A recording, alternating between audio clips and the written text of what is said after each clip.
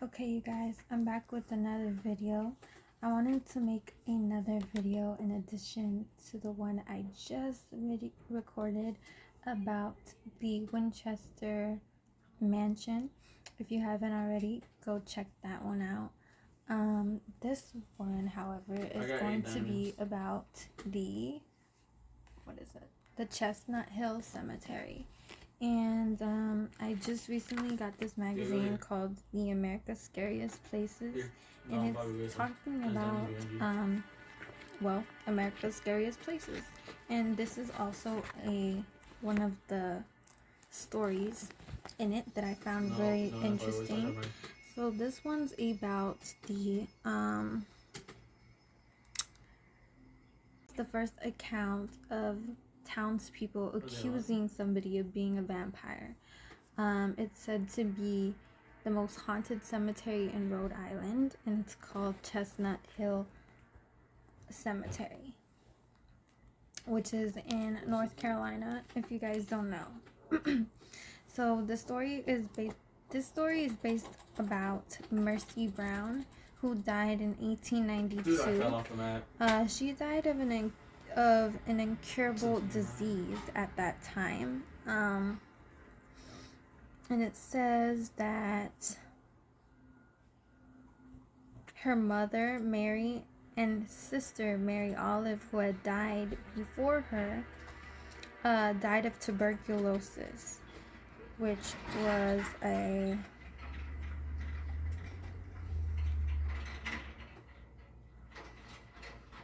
they had recently died of tuberculosis prior to her passing. It says she was 19 years old, at the point of her death, and she had been buried. But surprisingly, I don't know why they dug up her grave, but they dug up her grave for some reason, because townspeople were talking and they thought dark forces were taking over their village and killing all these people, when really people were dying of tuberculosis at this time. So they started to dig up her grave, and first they dug up her family members' graves, which is so incredibly disturbing and disrespectful in so many ways, and can't believe people did that. But they dug up her family's grave, and because initially, let me back up a little bit, they were the first couple of people in this town that had got tuberculosis. That being said, when these townspeople started believing that these dark forces were taking over their town and killing people and were the cause of all these deaths, they went back and remembered that this family was one of the first couple of people who were sick and had died. So they went and dug up these graves. So they dug up her family's graves, and of course they were decomposing as is natural. So their body were decomposing, but when they found Mercy's body and when they dug up Mercy's grave, it said that her corpse looked shockingly alive, that it was still red blood and fresh looking, and even though it had been 2 months after her death. So this freaked people the hell out. And even though to this day we obviously are more intelligent people, and I say that with scrutiny, but we know more scientifically. So now it is believed that Mercy's condition was just due to her being stored in an icy above ground vault, which is where her body was. So because of the frozen dirt, it is said to be the reason why she had such a lively look to her skin, and her skin looked like it wasn't decomposing because it was frozen. So when your body is frozen, it keeps it from decomposing, anyway, so she had this lively look to her face, as if she was still alive, and breathing and doing well. So the townspeople freaked the hell out, and they started to believe that Mercy was a vampire. So they took action. And what they did was they cut her heart out and they burned it. Then the ashes were turned into tea. Yes, the ashes were turned into tea. And they gave it to her sick brother, Edwin. Imagine drinking tea and it's your dead sister. I don't even understand like what was going through their mind at this time or why they thought it was okay. But so yeah, so they turned her heart into ashes and they gave it to her brother Edwin. So that being said, Edwin also died. I'm pretty sure it was because of the fact that he consumed his sister's ashes, but it also could have been the fact that everybody was getting sick and dying from tuberculosis, which, it doesn't specify here. But it says Mercy was again laid to rest in her tombstone, still standing in Chestnut Hill. And it says that some people believe that there are odd noises and globe-shaped lights that they see/hear around her cemetery. And it says some say that if you linger around her grave, you'll feel a ghostly push that will topple you over. And here are some pictures of her grave. Now, it says right here that, she died of 1892. And she died in 1892, sorry, I can't speak. January 17th, 1892. And she was age 19, which I find, like, it's so sad to, like, read about accounts where they're so young, when they passed away so young. But I thought that was really, like, that was one of the stories that stuck out the most to me in this magazine so far, which primarily because of two things. One, the fact they thought she was a vampire.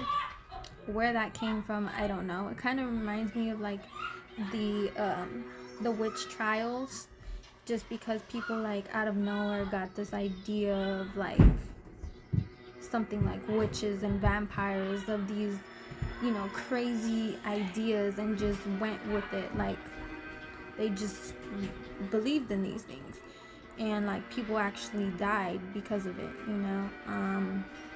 I don't know, I just found that crazy that she was the first person who they accused of being a vampire. And then I also found it crazy that they turned her heart into ashes and used it as a tea and gave it to her sick brother. Like, that got me. So right now I'm actually looking it up. I guess you could still visit the cemetery.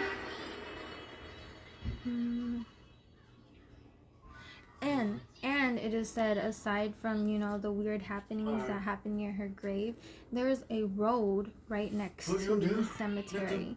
And it said that she said to also roam those grounds, and that there was an account of somebody driving down this road. A young man was driving down this road, hit a lady, or who he thought was a lady, and he stopped the car, went to go check on this person, and she disappeared. So people claim to see her on the road.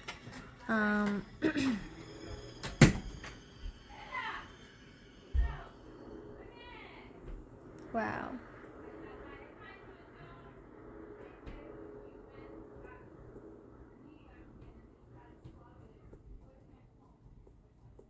Yeah, so once again, as I'm researching this, it says, at the time, no one understood how diseases like tuberculosis spread.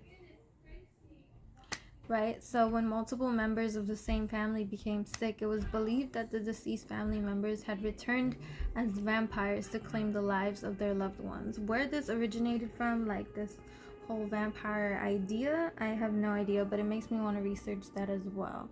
because that's just crazy for such like such a crazy like reason like that, for it to just appear out of nowhere and then people just to believe it like it's real, like they seen it in real life. Like, it's crazy.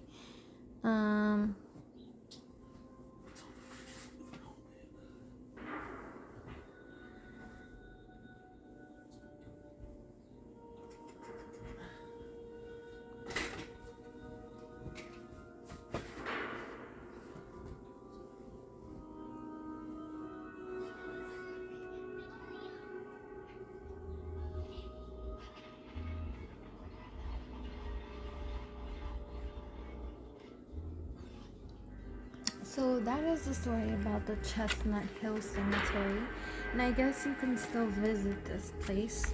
It is in North Carolina, as I mentioned. And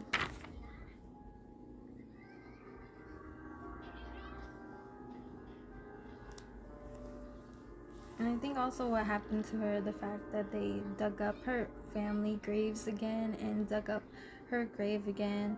One is a reason why they can't rest, and two is just so messed up, like all because of like some folklores that were, you know, strongly believed in, that just came out of nowhere. So if you guys like these stories or have any of your own personal stories, or even better, visited these places, leave your stories down below. Share, like, comment, subscribe. I'm gonna be doing more of these because this is just one of the things that I've really always found interesting, like any paranormal investigations, any paranormal experiences. I've kind of always been into that topic, that subject, and I've also had my own experiences. So if you guys want to share any of your personal experiences with the paranormal, or anything to do with the subject whatsoever, feel free to comment it down below. I hope you guys have a good rest of the day. I hope you guys enjoyed these 2 new videos. I'm sorry about not posting last week. I did record a video, but I didn't like how it came out, so I never posted it. It was about the mystery of the Bermuda Triangle. So if you guys want me to record another video about that, or you want to see that video, let me know in the comments below. I still have it. I just didn't like how it came out, so I might recreate it. But if you guys are interested in hearing about that, let me know. Otherwise, that's it for today, you guys. Stay safe. Like, comment, and subscribe. Thank you guys for watching. Bye.